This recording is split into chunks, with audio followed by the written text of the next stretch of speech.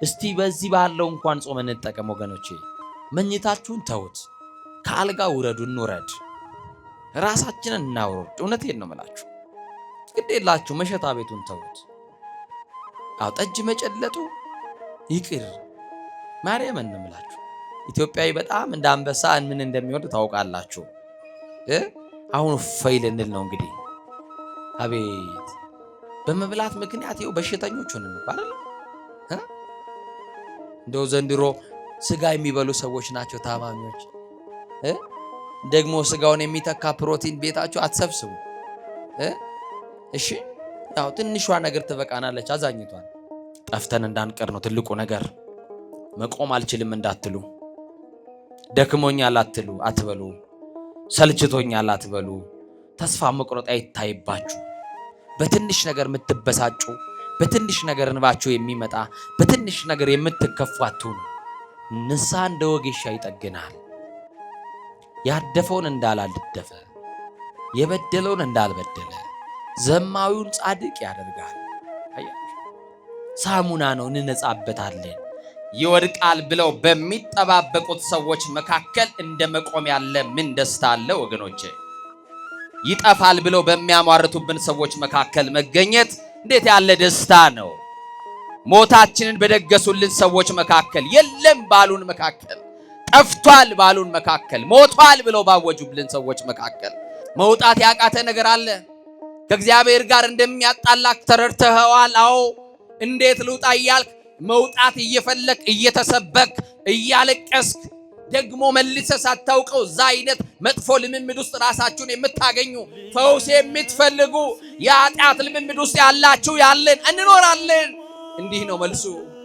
መቼ ነው ከሰው ትከሻ የምንወርደው የምትሉ እሱን ስታገኙ፣ እሱ ሲደርስላችሁ፣ እሱ እስኪመጣ ድረስ ነው ማልቀሳችሁ። እሱ እስኪመጣ ድረስ ነው የሰው ፊት የሚጠብሳችሁ። እሱ እስኪመጣ ድረስ ነው ዛሬም እጃችሁ የምትለምኑት። ከሰውነት ተራ የተራቆታችሁት፣ ዘመድ የጠላችሁ፣ ጓደኛ የሸሻችሁ፣ ማጣት ከሰው ያራቃችሁ ብዙ ሰዎች አሉ። ተነሱና ተመላለሱ ይላል መድኃኔዓለም ሲመጣ።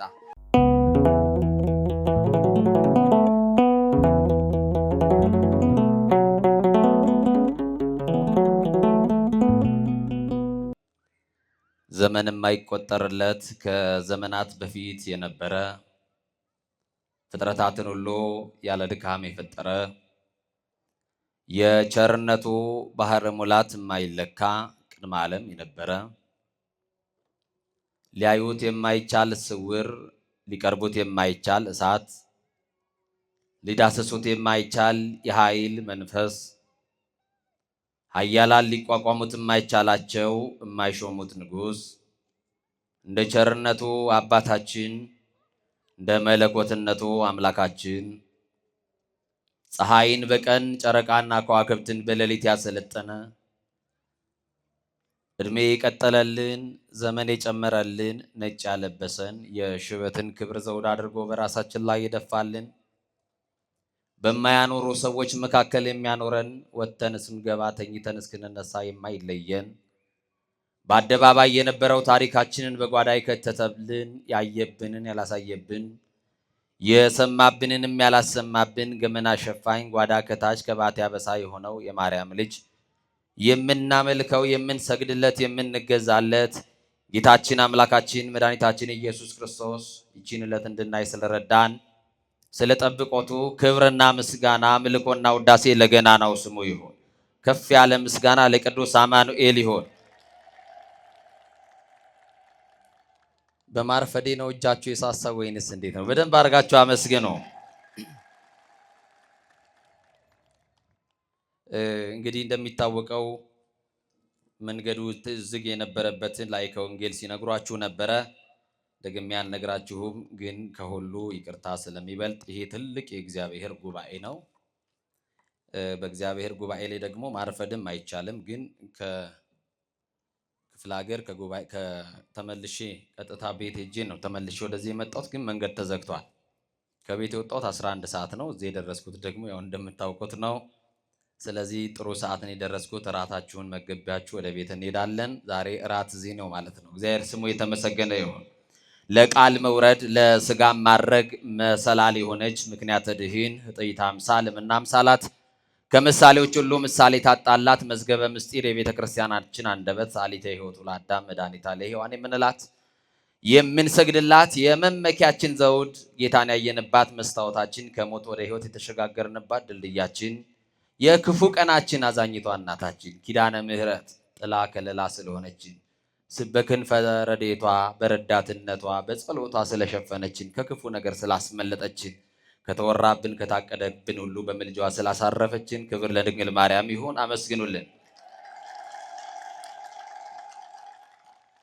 ኮኖሙ አበ ለሰባ ግብፅ ወኢትዮጵያ ለኢትዮጵያ ሕዝብና ለግብፅ አባት የሆኑ የንሂሳው ኮከብ የዝቋላው ኮከብ ደገኛው አባት ጻድቁ አባታችን ገብረ ሕይወት ገብረ መንፈስ ቅዱስ በረከታቸው በሁላችን ላይ ይደር። አምላከ ገብረ መንፈስ ቅዱስን አመስግኑ ሲከፍ አድርጋችሁ።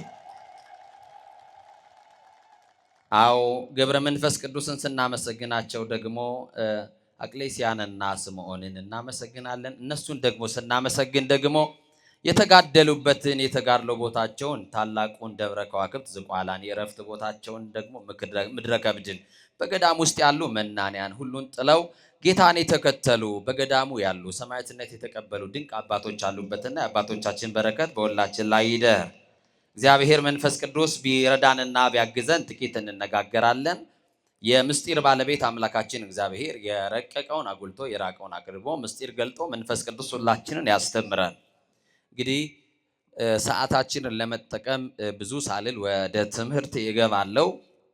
የምንነጋገርበት የትምህርታችን ርዕስ የምናደርገው በሐዋርያት ሥራ ምዕራፍ 9 ቁጥር 41 ላይ ያለውን መለኮታዊ ሐሳብና ቃል በማንሳት ይሆናል።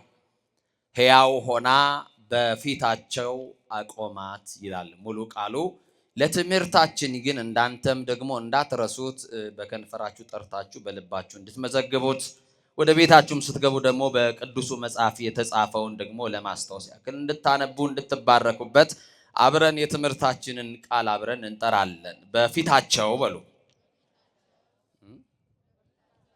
ችግር አለ እንዴ? ሙሉ ወርቅ አላደረግንም? በባህል ነው እንዴ የምትታረቁኝ? ሙሉ እስቲ ጋር እንደገና በደንብ አድርጋችሁ እስቲ። መቼም ሙሉ ወርቅ ነው የተባለውና እኔ ይቅር በሉኝ ብያለሁ፣ እናንተ ይቅር ብለናል ብላችሁኛል። በፊታቸው በሉ አቆማት። በምናቸው? እሺ አንቀጹ ለሴት ነው፣ ሲለ ወንዶቹ እናድርገው። በፊታቸው አቆመው። ምን አለው? እስቲ አንድ ጊዜ ላስቸግራችሁ፣ አብረን እንጥራ ሁላችንም። በፊታቸው አቆማት። ይወድቃል ብለው በሚጠባበቁት ሰዎች መካከል እንደ መቆም ያለ ምን ደስታ አለ ወገኖቼ! ይጠፋል ብለው በሚያሟርቱብን ሰዎች መካከል መገኘት እንዴት ያለ ደስታ ነው! ሞታችንን በደገሱልን ሰዎች መካከል፣ የለም ባሉን መካከል፣ ጠፍቷል ባሉን መካከል፣ ሞቷል ብለው ባወጁብልን ሰዎች መካከል፣ ለጠላቶቻችን ውርደታችንን ለሚጠብቁ ሰዎች ክብራችንን ከማየት በላይ ምን አይነት ክብር አለ? እንደ ጠላት ስንገደል እግዚአብሔር እያቆመን፣ ስንገፈተር ደጉ አምላክ እግዚአብሔር እየደገፈን አቆማት ተብሎ ተጽፏል። ማን ያላቆመዋል? እናቴ፣ እህቴ፣ ወንድሞቼ ሁላችንንም የእግዚአብሔር የምሕረት እጁ ደግፎ አቆሞናል። እስቲ ደግፎኛል የምትሉ ከፍ አድርጋችሁ አመስግኑት። ደግፎ ስላቆመን ሰዎች ይገፉናል፣ ክፉ ሰዎች ይገፉናል፣ ተንኮለኞች ይገፉናል፣ ምቀኞች ይገፉናል። አማኑኤል ደግሞ ያነሳናል። የማርያም ልጅ ደግ ነው። ክብር ለስሙ ይሆን። በጣም የሚገርም ነው። በጠላት ፊት እንደ መቆም ያለ ክብር ምን አለ? በገዳይ ፊት እንደ መቆም ያለ ክብር ምን አለ? በክፎች መካከል የሚያቆም እግዚአብሔር ብቻ። ማን ነው የሚያቆመን? ማን ነው የሚያቆመን? የገፈተሩን ሰዎች እኮ መሬት እንደነካን እርግጠኛ ናቸው። እኛ ደግሞ መሬት ሳንነካ ተነስተናል። ያነሳን ኤልሻዳይ የሆነ የታመነው ጌታ የማርያም ልጅ ነው። ክብር ለስሙ ይሁን። መሬት አልነካንም፣ አልወደቅንም። የተቆፈረው ጉድጓድ ውስጥ አልወደቅንም። የተበጠበጠውን መርዝ ብልቃጥ ደፍቶ አስመልጦናል። የሚያስመልጥ ጌታ፣ ደግ የሆነ ጌታ። ብዙዎች ብዙ ያወራሉ፣ ገና እንቆማለን። የትንሣኤውን ጌታ እየሰበክን የትንሣኤውን ጌታ የናዝሬቱ ኢየሱስ ክርስቶስን እየሰበክን መጥፋት የለም መሞት የለም። ይበታተናሉ፣ ይጠፋሉ፣ አድራሻ የላቸውም፣ ስም አጠራራቸው ከምድረ ገጽ ጠፍቷል ብለው የሚያሟርቱ ሰዎች አሉ። ደግነቱ እግዚአብሔር አለ፣ ክብር ለስሙ ይሁን። እስቲ እግዚአብሔር አለ የምትሉ በደንብ አድርጋችሁ አመስግኑ። በጣም የሚገርም እኮ ነው። በክፎች መካከል የሚያቆም ክርስቶስ ነው። እስቲ በሉ መስክሩና በክፎች መካከል በሉ የሚያቆም ክርስቶስ ነው። ይወረውራሉ፣ አይመታህም። ለምን ይመስልሃል? ይታገላሉ፣ አይጥሉህም። ለምን ይመስልሃል? አንተ የተደገፈው ማን ነው? እኛ የታመንነው ባለስልጣን የለንም፣ የምንመካበት ዘመድ የለንም፣ ጓደኛ የለንም፣ ደህና ቤተሰብ የለንም፣ ደሞዝ የለንም። የተደገፍነው የምንተማመንበት ወተን እስክንገባ ድረስ ጠብቆቱ ከኛ ያልተለየ የእስራኤል ቅዱስ የማርያም ልጅ ስለጠበቀን፣ ለዚህ ነው የገፈተሩን አልጣሉልንም፣ ይወረውራሉ አልመታንም፣ ያነሳሉ አይጥሉንም። ይወረውራሉ ያወራሉ እንጂ አያገኙም። ህልመኞች ናቸው። የሰማችሁኝ ነው። በሆነበት ብለው በደረሰበት ብለው እንድትሆን የሚፈልጉትን ቀድመው ይተነበያሉ። የጠላት ትንቢት ደግሞ ተሳክቶም ማያውቅም ሰምሮም ማያውቅም። ደግነቱ እግዚአብሔር አለ። ማን አለ? እንዲህ ብሎ ይጀምራል የሐዋርያት ሥራ። ጴጥሮስ ወደ ልዳ ሲገባ ብሎ ይጀምራል። ልዳ የምትባል ከተማ ላይ ጴጥሮስ ወዴት ሲገባ? ጴጥሮስ የሐዋርያት አለቃ ጴጥሮስ ወደ ልዳ ከተማ ሲገባ ከ8 ዓመት ጀምሮ ሽባ የሆነ ሰው በአልጋ ላይ ተኝቶ አገኘው ይላል። ከስንት ዓመት ጀምሮ? እስከ 8 ዓመቱ ጤነኛ የሆነ ከ8 ዓመት በኋላ ቀን ያመጣበት ሽባ 8 ዓመት እስኪሞላው በእግሩ ሲራመድ የነበረ ከ8 ዓመት በኋላ ግን እግሮቹ ልምሾ የሆኑ ሽባ የሆነ በሰው ትከሻ የተንጠለጠለ በራሱ መቆም የማይችል ሰዎች እየደገፉ ካልጋ የሚያወርዱት አንድ ሰው ነበረ። ሰውየውን ያገኘው በአልጋ ላይ ነው። በአልጋ ላይ በዚህ ሰዓት ተኝተው ምሕረት የሚጠባበቁ አሉ። በአልጋ ላይ ተኝተው ፈሳሽ በማንኪያ የሚወስዱ አሉ። በአልጋ ላይ ተኝተው በኦክሲጅን ብቻ የሚተነፍሱ ሰዎች አሉ። በአልጋ ላይ ተኝተው የሞታቸው ቀን ተቀጥሮላቸው መቼ ይሆን ብለው በሚጠብቋቸው ከበው ሞቱን እስትንፋሱ እስከሚቋረጥ የሚጠብቁ ሰዎች አሉ። በዚህ ሰዓት በሆስፒታል በሞትና በሕይወት መካከል የገቡ ሰዎች አሉ። በቤታቸው ተስፋ ቆርጠው የቀሩ ሰዎች አሉ። መጋረጃ የተጋረደባቸው ሰዎች አሉ። ዓለም ተስፋ አስቆርጣቸው አትድንም የዕለተ ሞትን ጠብቅ ተብሎ ወደ ቤት ተመልሶ ተስፋ የቆረጠ ሰው አለ። በየጸበል ስፍራ ቤተሰቡ ትቶት ቤተ ዘመድ ሰልችቶት በየጸበል ስፍራ አድራሻ አጥፍቶ ቤተሰቡ ትቶት የሄደ ሽባ የሆነ ሰው አለ። ግን ጴጥሮስ ከ8 ዓመት ጀምሮ ሽባ የሆነ ባልጋ ላይ የተኛን ያን የልዳን ሰው አየ ይላል። እሱንም ሰው አገኘው። ጴጥሮስ ስሙን ያውቃል፣ ኤንያ ይባላል። የሰማችሁኝ ነው? አዎ፣ አንድ ሰው ከታመመ በኋላ ለብዙ ዘመን በበሽታ ከተያዘ በኋላ ባልጋ ቁራኛ በደዌ ዳኛ ከደቀቀ በኋላ በስሙ መጥራት አይፈልጉም ሰዎች። በሽተኛው ሽባው አይደለም ይሉት፣ ስሙን ያውቃል ጴጥሮስ። እና እንዲህ አለው፣ ኤንያ ሆይ አለው፣ ኢየሱስ ክርስቶስ ይፈውስሃል አለው። ወንድሜ ኢየሱስ ክርስቶስ ይፈውስሃል።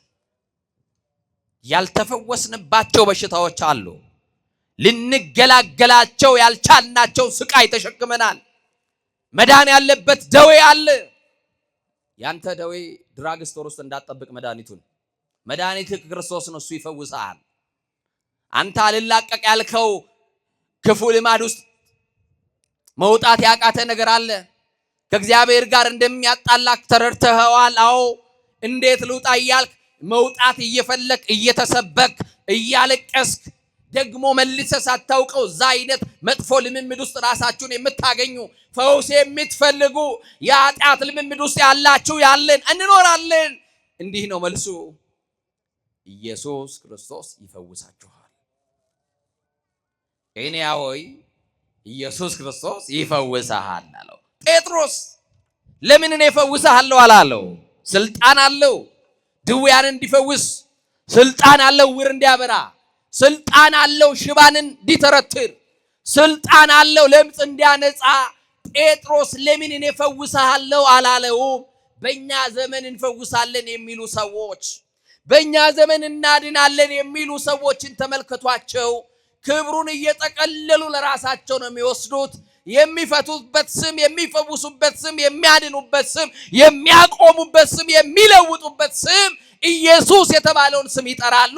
ክብሩን ግን ለኢየሱስ አይሰጡም። ለራሳቸው ይታያሉ፣ ለራሳቸው ገንዘብ ያስከማቻሉ፣ ለራሳቸው ዕውቅናን ይወስዳሉ።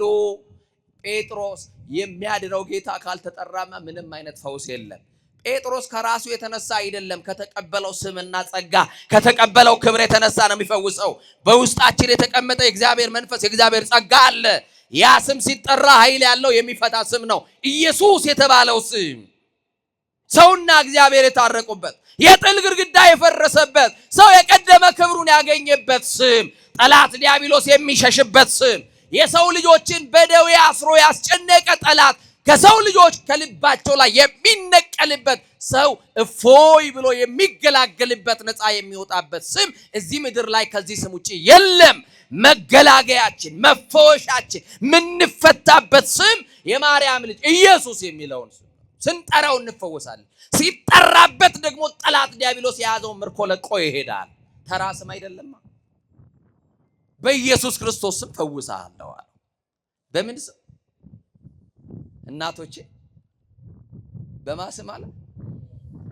አይዟችሁ በማስም በኢየሱስ ክርስቶስ ስም።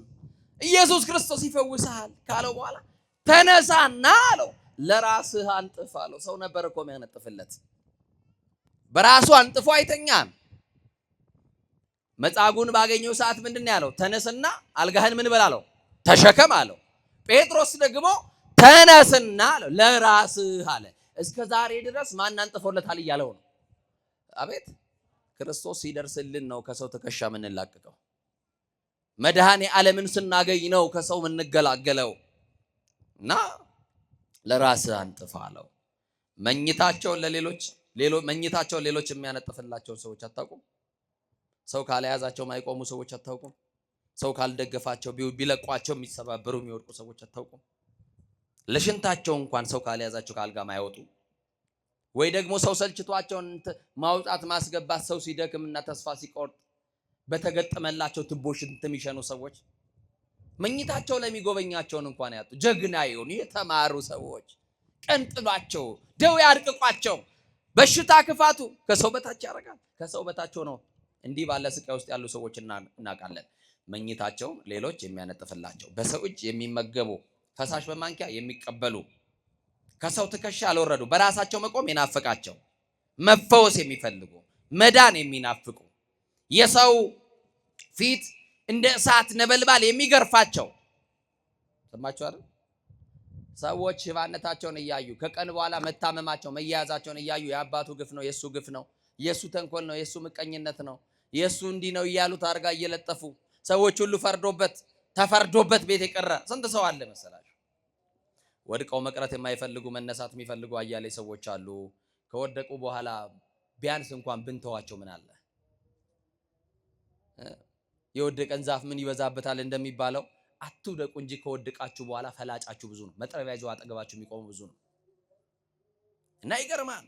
ኤንያሆ ያለው ኢየሱስ ክርስቶስ ይፈውስሃል ነው ያለው። እናንተ ይሄን ድምጽ የምትሰሙ በጽኑ ሕመም ያላችሁ፣ እናንተ ይሄንን ድምጽ የምትሰሙ በጽኑ ስቃይ ውስጥ ያላችሁ፣ በደዌ የደቀቃችሁ ኢየሱስ ክርስቶስ ይፈውሳችኋል። መቼ እንደሆነ አናውቅም፣ ሰዓቱን አናውቅም፣ ጊዜውን አናውቅም፣ ደቂቃውን አናውቅም፣ ግን ኢየሱስ ክርስቶስ ይፈውሳል። ተነሱና ለራሳችሁ አንጥፉ፣ እርሱ ሙሉ ሰው ያደርጋል። ክርስቶስን ስታገኙ በራሳችሁ መቆም ትጀምራላችሁ። መቼ ነው ከሰው ትከሻ የምንወርደው የምትሉ፣ እሱን ስታገኙ፣ እሱ ሲደርስላችሁ፣ እሱ እስኪመጣ ድረስ ነው ማልቀሳችሁ። እሱ እስኪመጣ ድረስ ነው የሰው ፊት የሚጠብሳችሁ። እሱ እስኪመጣ ድረስ ነው ዛሬም እጃችሁ የምትለምኑት። ከሰውነት ተራ የተራቆታችሁት፣ ዘመድ የጠላችሁ፣ ጓደኛ የሸሻችሁ፣ ማጣት ከሰው ያራቃችሁ ብዙ ሰዎች አሉ። ተነሱና ተመላለሱ ይላል መድኃኔዓለም ሲመጣ። በስሙ ጉልበት ትፈታላችሁ። ጉልበት ያለው ስም የሚፈታ ስም ስላለው እና በጣም የሚገርመው ተነስ ነው ያለው። ሽባ ነው። እስከዛሬ ድረስ ተነስ ቢሉት አይነሳም። ጴጥሮስ ምን የተለየ ነገር ቢነግረው ነው ተነስ ሲለው አልጋውን እስከ ማንጠፍ የሚያደርሰው? የሚገርም እሱ ነው። ወገኖቼ በዚህ ከንቱ ሐሳብ ያነከሳችሁ ተነሱ። በክፋት የወደቃችሁ ተነሱ። ርኩሰት መንደር ውስጥ ገብታችሁ የወደቃችሁ ተነሱ። ትዕቢት ሰብሮናል። ልንጠገል ልንነሳ ያስፈልገናል። ሐሜት ሰብሮናል። ምቀኝነት ሰብሮናል። ዘረኝነት ሰብሮናል። ጥላቻው ሰብሮናል። ዝሙት ሰብሮናል። ተጨማልቀናል። በኃጢአት ወድቀናል። ሐዋርያው እንደቆመ የሚመስለው እንዳይወድቅ ይጠንቀቅ ነው ያለው። በሁለት እግራችን አልቆምንም። መጽሐፉ እንዲህ ይላል፣ ተነሱ ይለናል። በዘመኑ በእግሩ የማይቆመውን ሰው ሽባውን ነው ተነስ ያለው። በሁለት እግር ቆመን በሐሳብ ያነከስን ክፉ ሐሳብ ያለብን አያችሁ፣ በምኞት የወደቅን በክፉ ሐሳብ የወደቅን ተነሱ። ከወደቅንበት እንድንነሳ ነው። ተነሱ። ተነስ፣ ለራስህ ማንጠፍ ትችላለህ። ቅድም ሲነግረው ኢየሱስ ክርስቶስ ያድንሃል ነው ያለው። የሚያድነው ጌታ ደርሶልሃል። የሚፈታው አምላክ ደርሶልሃል። ስለዚህ ከዛሬ በኋላ ጎዶሎ አትባልም። አንተን እያወጣ የሚያስገባ ተሸክሞ የሚያወጣ ሰው የለም። በቃ ደርሶልሃል። አልጋህን ማንጠፍ ትችላለህ። ተነስ አለው። ሲመጣ እንነሳለን። አይዟችሁ፣ አይዟችሁ። ተምራችሁ ስራ ያጣችሁ ትነሳላችሁ። ነግዳችሁ የከሰራችሁ ትነሳላችሁ። ስትነሱ ደግሞ ባለክ እርሾ አይደለም እንደ አዲስ ያነሳሃል እግዚአብሔር። ባለክ ትንሽ ነገር ላይ አይደለም፣ ባለክ ጥቂት ሳንቲ አይደለም የምትነሳው፣ በባዶ ያነሳሃል እግዚአብሔር። ባዶ ገንዘብ ብቻ አይደለም፣ የገንዘብ ባዶነት ብቻ ሰው የራባችሁ ባጠገባችሁ የነበረው አጀቦች ተበትነው ሰው የለኝም ብላችሁ ባዶነት የሚሰማችሁ ሰዎች አላችሁ። ግን የሚገርመው ሽባ እየተባለ እየተጠራ የነበረውን ሰው አይድንም ብለው ከአፋቸው በወረወሩት ቃል አድምተው ተስፋ አስቆርጦት የነበረውን ሰው ጠላቶቹ እያዩ በጠላት መካከል እንደመነሳት ያለ ምን ክብር አለ? በሚጠሏችሁ ሰዎች መካከል የሚያኖር ጌታ አላችሁ። አይዟችሁ። ማን ይወደናል? መጽሐፉ እኮ ነግሮናል። እናንተ ከዓለም አይደላችሁምና ዓለም ሁሉ ይጠላችኋል አለን። ለመወደድ እኮ አይደለም የምንኖረው። ዓለም መች ክርስቶስን ወደደው? ዓለም ለመቼ ለክርስቶስ ሆነችና እኛን ይወዳል። አያችሁ፣ ሲገፏችሁ የሚደግፍ ጌታ ካላችሁ፣ ውርደታችሁን ለሚጠብቁ ክብራችሁን የሚገልጥ ጌታ ካለ፣ አልሆነለትም አልተሳካለትም ለሚሏችሁ ሰዎች፣ አይችልም ብለው ለሚያሟርቱባችሁ ሰዎች ከእንግዲህ ሰው አይሆንም ከእንግዲህ ሰው አትሆንም ብለው ተስፋ በቆረጡባችሁ ሰዎች መካከል እግዚአብሔር ተአምር ያሳያል። እንዴት አድርጎ ካላችሁ የታሰራችሁበትን እስራት ፈቶ አቁሞ ያሳያችኋል። አይቆምም፣ ከሰረ፣ እንደገናማ አይነሳም ብለው ተስፋ በቆረጡባችሁ ቤተሰቦቻችሁ መካከል ያነሳችኋል እግዚአብሔር። ከእንግዲህ ሰው አይሆንም አይደለም ይሉን። ይሄው ብዙ ሞክሬዋለሁ፣ ከሱስ መውጣት አልቻለም፣ ተውት፣ ለሱ ያወጣሁት ብር ይሉሃል ቤተሰቦች ሊሉ ይችላሉ። አይዞህ፣ አንድ ቀን ማሰዋል ሰው ትሆናለህ። ሰው መሆን ብቻ አይደለም ለሌሎችም የምትተርፍ ያደርጋል እግዚአብሔር። ያንን ቀን ጠብቂ እህቴ። እንዲሁማ እያለቀስን አንቀጥልም እኮ እንጎበኛለን። አንድ ቀን ጠላት የዚያን ጊዜ አፉን ይይዛል፣ መልስ ያጣል። እግዚአብሔር መጥቶ ከውድቀታችን ሲያነሳ፣ በቅዱሳኑ ጸሎት ከሞት አፋፍ ላይ ስንተርፍ፣ በሚጠባበቁን ሰዎች መካከል እግዚአብሔር ሲያቆመን፣ እዛ ጊዜ አፉን ጠላት የሚናገረውን ያጣል። እንዲህ ይላሉ ጠላቶቻችን፣ አምላኩ ረዳው፣ ጌታ ረዳው፣ እግዚአብሔር አገዘው፣ መድኃኔዓለም ረዳው ይሉናል። ከዛ ውጪ ምን ረዳት አለው ክርስቲያን? ከአማኑኤል ውጪ ምን ዘመድ አለው ክርስቲያን? ከሱ ውጪ ምን መመኪያ አለው? አያችሁ፣ ማን ረድቶት ነው እዚህ የደረሰው ካሉ እግዚአብሔር ነው። ማን አግዞክ ነው እዚህ የደረስከው? የቱ ቤተሰብ ሳንቲ ሰጥቶ እዚህ ያቆም አንተን? ማን ነው መቋቋሚያ ሰጥቷችሁ ጎጆ ያስወጣችሁ? ጎጆአችሁን የቀለሰላችሁ እግዚአብሔር። ትዳር ስትመሰርቱ ባዶ እጃችሁን ገፍታችሁ በብዙ በረከት የባረካችሁ እግዚአብሔር ነው። ይገርማችኋል። ይሄንን ሽባ ሰው በስሙ ጠራውና ተነስ አለው። ተነሳ። አሁን አልጋህን አንጥፍ አለው። አልጋውን አነጠፈ። ጴጥሮስ በዛች ከተማ የዚህ ሰው መዳን በከተማው ሳይሰማ በተአምር ላይ ተአምር ሰራ። የሚፈታውን የናዝሬቱ ኢየሱስ ይልቁንም ከሙታን መካከል የተነሳውን እናንተ በበደላቸው የሰቀላችሁት ክርስቶስ ምንም አስነሽ ሳይፈልግ በራሱ ስልጣን ከሙታን መካከል የተነሳው የናዝሬቱ ተስፋ ኢየሱስ ክርስቶስ አዳኝ እንደሆነ ስሙ ተገልጧል። የሚሸፈን አይደለም። ይሄውና ታምራት ይው በስሙ ገደል ነው፣ ተገላገል። ከዚህ በኋላ ደቀ መዛሙርቱም ቢሆኑ ኢየሱስ የሚለውን ስም አይጠሩም እያሉ እነሱ ግን ይሄንን ስም አለመጥራት አንችልም፣ ክርስቶስ የሚለውን ስም አለመጥራት አይቻልም። ጴጥሮስ ቤቱን ትቶ የወጣለት ስም ነው። ሚስቱን የተወበት ስም፣ የልጁን ፍቅር የረሳበት፣ የቤተሰቡን ፍቅር የረሳበት ኢየሱስ ነው። እሱን አለመጥራት አይቻልም። እሱን ሲጠራ ግን የብዙዎች እስራት ይፈታ ነበረ። በነገራችን ላይ ይሄንን ስም በህይወታችሁ መጥራት ተለማመዱ። ኢየሱስን ለሰዎች የሰጠን ያክል እስኪመስለን መጥራት እንፈራለን። ኢየሱስን ለሌላ ቤተ እምነት የሰጠን እስኪመስል ድረስ ስሙን መጥራት እንሸማቀቃለን። መጥራት ካልጀመርን ይህንን መድኃኒት የሆነ ስም መጥራት ካልጀመራችሁ ምንም አይነት መፍትሄ የለም። እውነት ሐሰት እውነት እንደማትሉኝማ አውቃለሁ። ሌላኛውን ታምር ቀጠለ። በጣም የሚገርም ነው። ኤንያን ከፈወሰ ካዳነ በኋላ ወዲያውኑ ሞተች ተብሎ የተለቀሰላት አንዲት ሴት ነበረች፣ ጣቢታ የምትባል። ምን ሆነች ተብሎ እስቲ ግድ የላችሁ ምን ሆነች ተብሎ ሰሞኑን በማህበራዊ ሚዲያ እኔ ሞቼ ነበር ገለውኝ ነበር በቲክቶክ በምናምን በጣም ብዙ ወዳጆቼን አስደንግጧል፣ ቤተሰቦቼን ጨምር። ከሰው እኮ ነው የተፈጠርነው። እኛ ቤተሰብ የለንም እንደ ቤተሰብ። አዎ መነኩሴ ሞተ ነው፣ ደንግጠን አይደለም፣ በፈቃዳችን ሞተናል። ያለ ፈቃዳችን ግን ማንም እንዲገለን አንፈልግም። ሰማችሁ? በጣም የሚያሳፍር ትውልድ። የጠላትስ ሞት ቢሆን ያስደስታል ወገኖች። አያችሁ፣ እንዲሁ የተወደደ ሰው ያለዋጋ ክቡር አባታችን መልአከ ኤዶም አስተካክሎ ነው የጠራኝ። ደግሞ መልአከ ኤዶም አባ ሕርያቆስ ጥቁር አንበሳ ሆስፒታል ሕክምና እንደገቡ ሞተዋል አለኝ። የናዝሬቱ ተስፋ የማርያም ልጅ ክርስቶስ የትንሣኤው ምስክር ሆኜ ገና ብዙ ዘመናት እግዚአብሔርን አገለግለዋለሁ። ጠላት እንደሚያሟርቱብን አይደለም። ይሄው አለን። ሰዎች ሁሉ አላምን ብለው ቪዲዮ አድርግ እስቲ ይሉኛል። ጣቢታ የምትባል አንዲት ሴት ሞተች ተብሎ ተለቀሰላት። ምን ሆነች ተብሎ ለቅሶ ደራሾች ተሰበሰቡ። ሙሾ አውራጆች በግጥም እያስለቀሱ ህዝቡን በለቅሶ አወቁት። አልቃሽማ አታጣም የእናቴ ልጅ ከሞት፣ ከንፈር መጣጭ አታጣም የእናቴ ልጅ ሙት እንጂ ቀባሪማ አለ። እኔ አንዳንድ ቀንም ይሄን ያክል ወዳጅ አለኝ እንዴ እስክል ድረስ ደርሻለሁ። እግዚአብሔር በሚያውቀው። ሰማችሁ? ፎሎ ለማግኘት ላይክ ለማግኘት ቪው ለማግኘት እንደው ሰው ሞተ ማለት እንደው እንዴት አይነት ህሊና ቢኖረን። ወንጌል ለጠላቶቻችሁ ጸልዩ ይላል። የሚያሳድዷችሁን መርቋቸው ጸልዩላቸው ይላል። አያችሁ? አሁን እንዴት አይነት ህሊና ክርስትናችን ምን አይነት ካባ እንደለበሰ ታዘቡት። አሁን ይህንን የሌሎች ቤተ እምነት ሰዎች ይመስሏቸዋል። ውሸት ነው። የኛ ቤት ሰዎች ናቸው።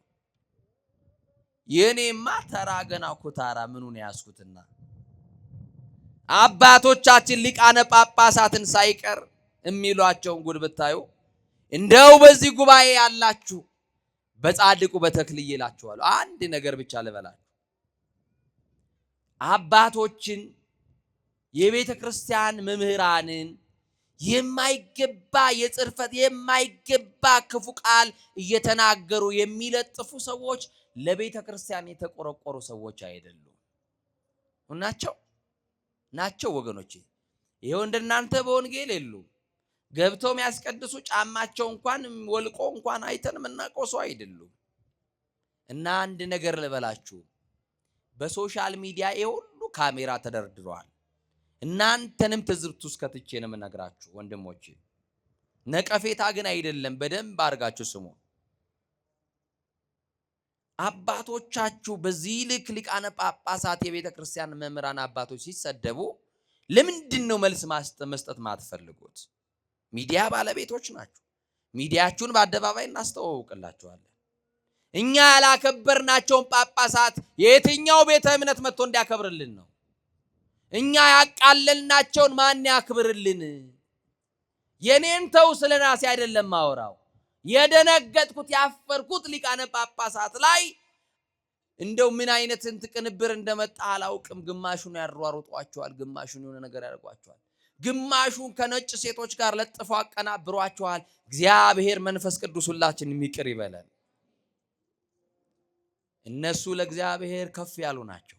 ስልጣን የተቀበልነው በእነሱ ነው።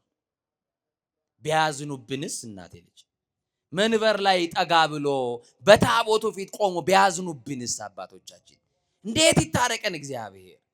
እንዴት ይዘንልን እግዚአብሔር? ይሄው እርስ በርሳችን ተጠላለፍን፣ ምቀኞች ሆንን።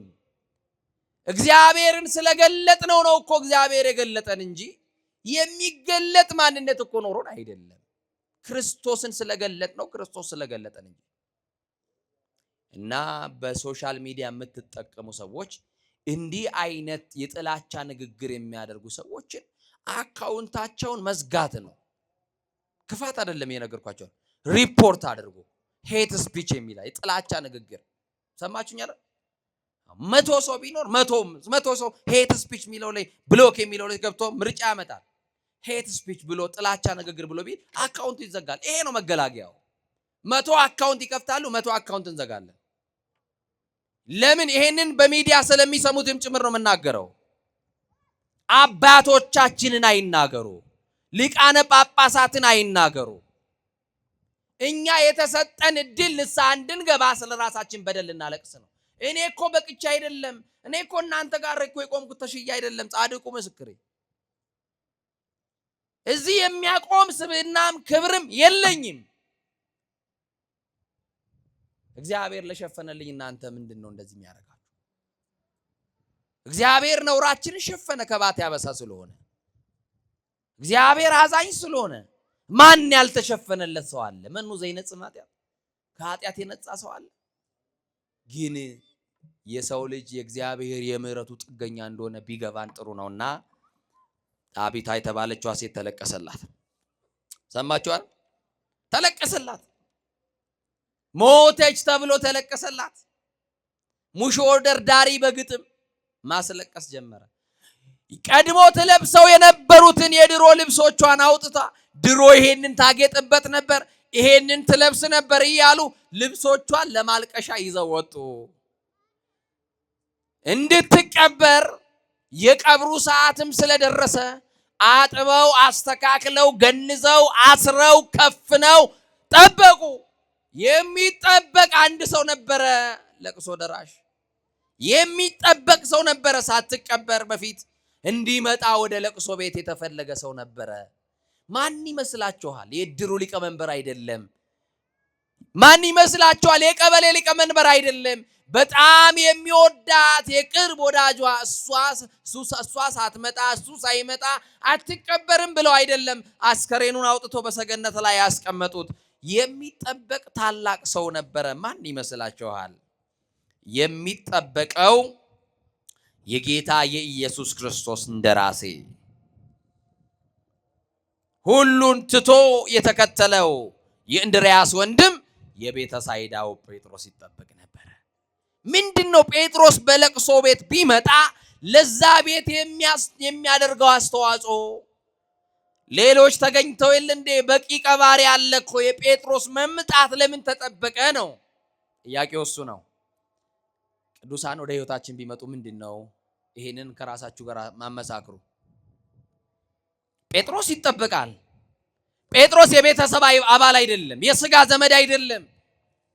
አትቀበርም፣ ቆይ ይመጣል ተብሎ የጌታ አገልጋይ የክርስቶስ ባሪያ ቅዱስ ጴጥሮስ እየተጠበቀ ነበረ። የቤተ ሳይዳው ፊልጶስም ደረሰ፣ የቤተ ሳይዳው ጴጥሮስም ደረሰ። በጣም የሚገርማችሁ ጴጥሮስ ወደ ለቅሶ ቤት የሄደው እዝን ይዞ አይደለም፣ ሊያጽናና ይዟችሁ ሊላቸው አይደለም የሄደው ወደ ከተማ ወደዛች ቤት የሄደው የምስራች ይዞ ነው ሄደው። ምን ይዞ ነው ሄደው? የምስራች ይዞ። ምንድነው የምስራቹ ካላችሁ ከሞት የሚያነሳው ኢየሱስን ይዞ ወደዚህ ቤት ከመምጣቱ በፊት ሽባ የሆነውን ሰው ከአልጋው እንዳነሳው ክርስቶስ የታመመን ብቻ ሳይሆን የሞተን በስሙ ይነሳል ሲል የበለጠውን ሊያሳያቸው በስሙ እንዲያምኑ ክርስቶስን ይጠብቁታል። ማነው? ጴጥሮስን ይጠብቁታል። ጴጥሮስ ተሸክሞ የሄደው ክርስቶስን ነው። ማንን ይዞ ነው? የናዝሬቱ ኢየሱስ ክርስቶስን ይዞላቸው ሄደ እና እርሱ ከተያዘ እኮ ይበቃናል። አይበቃንም? ንገሩኛ። በሐዘን ላለ ሰው ክርስቶስ ይበቃዋል። ከሐዘን የምንወጣበት እንባችን የሚታበስበት ማትረሻችን ክርስቶስ ስለሆነ እና ጴጥሮስ ወደሚለቀስበት ቤት ገብቶ ወደ ሰገነቱ ወጣ። የሚያለቅሱትንም አስወጡልኝ ብሎ አስወጣቸው። ምን የሚሉትን? በቃ ክርስቶስ ከደረሰ በኋላ ለቅሶ የለማ። ሙሾ ደርዳሪ ይውጣ፣ ለቅሶኛው ይውጣ። ልብስ ይዘው ሞተች ብሎ የሚያለቅሱ ሁሉ ውጡ አለ። እኔና አስከሬኗ በቃ በዚህ አስከሬን ላይ የሚጠራ አንድ ስም አለ። ሕያው የሚያደርግ ስም፣ የሚያቆም ስም፣ የሚደግፍ ስም፣ ሕይወት የሚዘራ ስም። ይሄ ስም ይጠራል። ሞታለች አብቅቶላታል ብለው ትንሣኤ በማያምኑ ሰዎች አይደለም። የናዝሬቱ ኢየሱስ ከሞት መካከል እንደሚያነሳ ስለሚያምን ጴጥሮስ ጨዋዮቹን፣ አልቃሾቹን፣ የሚያሟርቱትን አስወጣቸውና ለብቻው ወደዛ ክፍል ውስጥ ገባና በሩን ዘጋ ይላል። ምኑን ዘጋ? በር መዝጋት በብሉይ ኪዳን የነበሩ ነቢያትም አድርገዋል። እነ ቅዱስ ኤልሳዕ የሰማችሁ ነው። የሞተው ልጅ ላይ በኋላ በር ዘጋ፣ ከዛ በኋላ ተጋደመበት እንደሚለው ጴጥሮስ በሩን ዘጋና ጸለየ። እግዚእ ሕያዋን ወሙታን ኢየሱስ ክርስቶስ ቅድም በስምህ የናዝሬቱ ኢየሱስ ክርስቶስ ይፈውሳል ብዬው ሽባ የነበረውን ሰው በስምህ ፈትቼዋለሁ። በስምህ ጉልበት ድኖ ተነስቷል። አሁንም የስምህ ጉልበት ይህንን የሞተችን ሴት ወደ ቀደመችበት ክብር እንዲመልሳት እለምንሃለሁ ብሎ ጸለየ። አሁን እኮ ጴጥሮስ አስወጥቶ ለቅሶ አልቆመም። በደጅ እየተለቀሰ ነው። እርግጠኛ ናት ድጋሚ ላያዩዋት፣ ላይገናኟት፣ ሊሰናበቱ የመጡ ሰዎች ነው ያሉት። ሞቷን በሚጠባበቁ ሰዎች መካከል ደግሞ እግዚአብሔር አንስቶ አቁሞ ሊያሳያቸው ነው። ጴጥሮስ ገባና ጸለየ። ከጸለየ በኋላ የሞተችውን ስም በስሟ ጠራት። ማን ብሎ? ጣቢታ ተነሽ አላት። እጁንም ዘረጋላት። እሷም ደግሞ የጴጥሮስን ድምፅ ሰማችና እጁንም ይዛ ተነሳች። የወደቃችሁ በዚህ ስም እንድትነሱ ጌታ መንፈስ ቅዱስ ይርዳችሁ። የወደቅን በዚህ ስም እንድንነሳ መንፈስ ቅዱስ ይርዳ።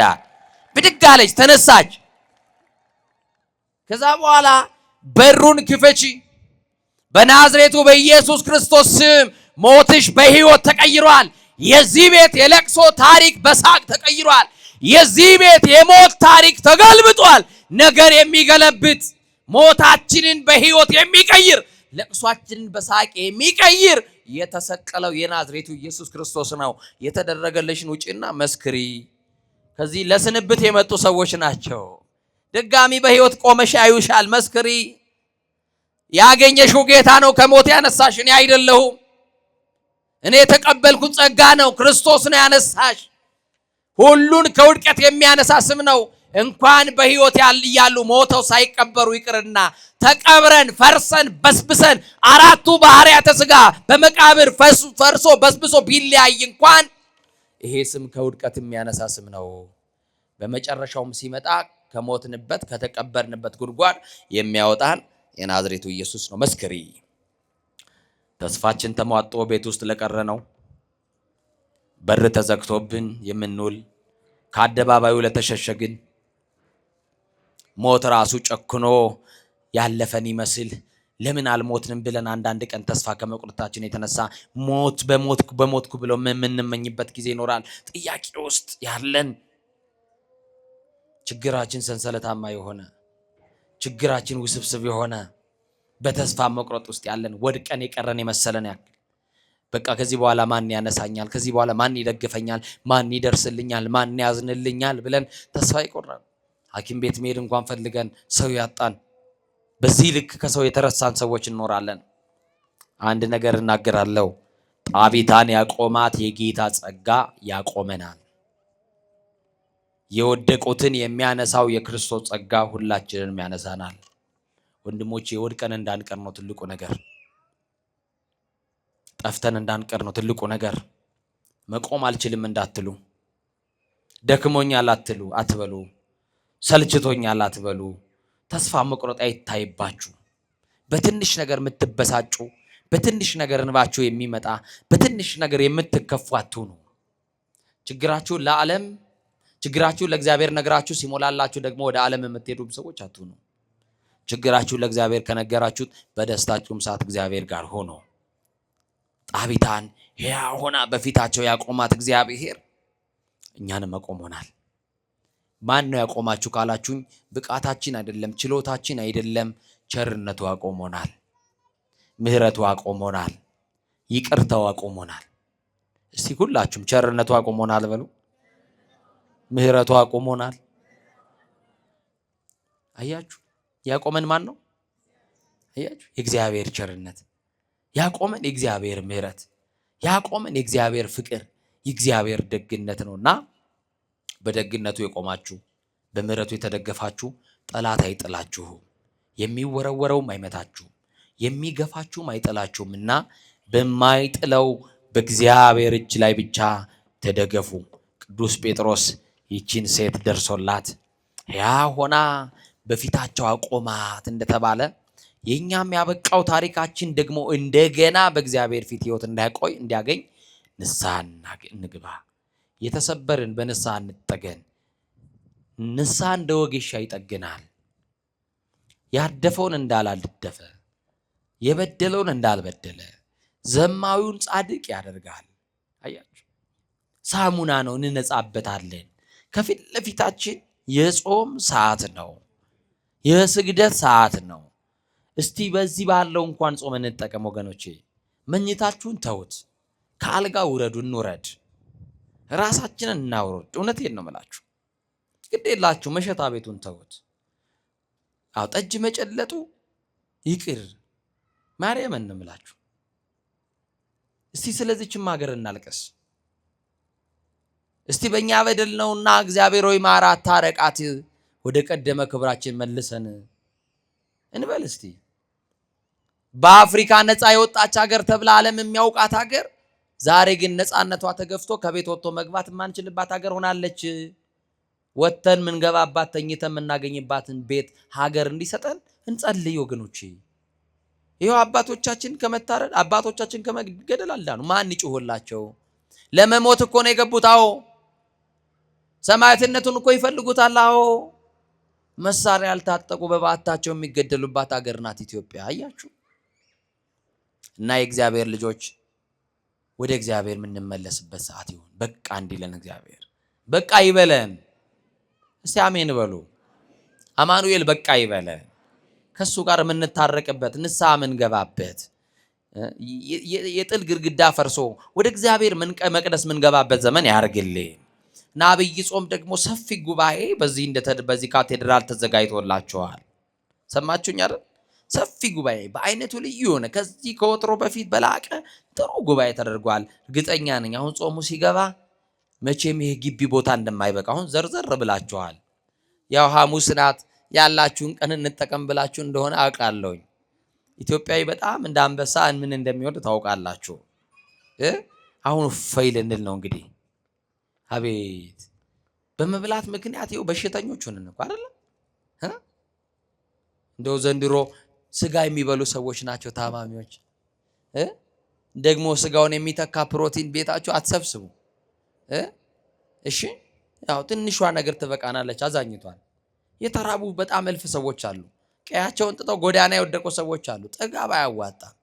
አሁን ተንፈስ እንበልለት ለእግዚአብሔር፣ ምህረት እንለምን። ስለዚህ በዚህ በካቴድራሉ የሚደረጉ ጉባኤዎች ይኖራሉና ሌሎችንም እየቀሰቀሳችሁ ያልመጡ ወገኖቻችሁ እግዚአብሔር ይወዳችኋል፣ እግዚአብሔር እኮ ታስፈልጉታላችሁ፣ ይፈልጋችኋል እያላችሁ ወንድሞቻችሁን አምጧቸው፣ እህቶቻችሁን አምጧቸው። ይሄንን እንላለን። በተረፈ የእግዚአብሔር ጸጋ ደግፎን ደግሞ እንደዚህ ለመታየት ስለበቃን ብዙዎቻችሁ ከዚህ የጻፋችሁልኝ ሰዎች ስለነበራችሁ ምንድነው የሰማነው ላላችሁ እንግዲህ ምንም አልናገርም። እንግዲህ ቆሜ እያያችሁ ነው። መቼም ነክታችሁ ይሁኝ አለለም አለው አይደል? አለው አይደል? ማንን ይዘን ያለ ነው? ማስላለን አለን ማስላለን ጠላትን ስላለማ ሞተን እኮ ይኸው ተገደልን እኮ ውድቀታችንን የሚፈልጉ እሱ ስላለ አለንና አይዟችሁ አትደንግጡ ለማለት ያክል ነውና የእመቤቴ ጸሎት የት ሄዶ የተክልዬ ጸሎት የት ሄዶ አያችሁ። ሞት ለኛ አዲስ ነገር አይደለም። ተስካሬን ጨርሻለሁ። ተስካሬ ወጥቷል። ነፍሲ ማር ተብያለሁ። ከዚህ በኋላ እኮ የሚጠብቀኝ ቀብር ነው። ተንቀሳቃሽ ሬሶች እኮ ነኝ አያችሁ። ስለዚህ ለቀጣዩ ግን ጾሙ ላይ ብንጾም ጥሩ አይደል? ይሄ ስፒቹን አይደል? የጥላቻ ንግግሩን ብንጾም ጥሩ አይደል? በማርያም ንገሩኛ። አዎ። እና ምትቆርጥ ቆንጨራ አለች ማጭድ እንደዚህ አይነት ነገር ሲመጣላችሁ ይሄ ከጾማችሁ ላይ ሊያሰናክል ነው። ኮሜንት ገብታችሁ እንዳትጽፉ እየመጣችሁ ብሎክ ታረጋላችሁ። አንተ ቤተክርስቲያን የምታሰድብ አትወክልም ቤተክርስቲያን አያችሁ። ብሎክ ማድረግ ነው። ችግር ቢኖር እንኳን ተንበርክኮ መጸለይ ነው እንጂ መሰዳደቡ ያዋጣል። አዛኝ ንገሩኛ በማርያም ሰድቦ ለሰዳቢ እየሰጠን ቤተክርስቲያናችንን ገመኗን አደባባይ እያሰጣን እግዚአብሔር በእኛ የሚደሰት የመሰለን ሰዎች ተሳስተናል። እንመለስ ወደ ቀልባችን። አባቶቻችን አሳዝነናል። የጥላቻ ንግግር በአባቶች ላይ የጻፋችሁ ያራገባችሁ ሊቃነ ጳጳሳትን ጭምር ስትሳደቡ የነበራችሁ ሼር ያደረጋችሁ የተባበራችሁ ሰዎች ንስሐ ግቡ ላለው ሁላችንም ንስሐችን እግዚአብሔር ይቀበልልን። በደላችንን አማኑኤል ይደምስስልን። ይቆየን።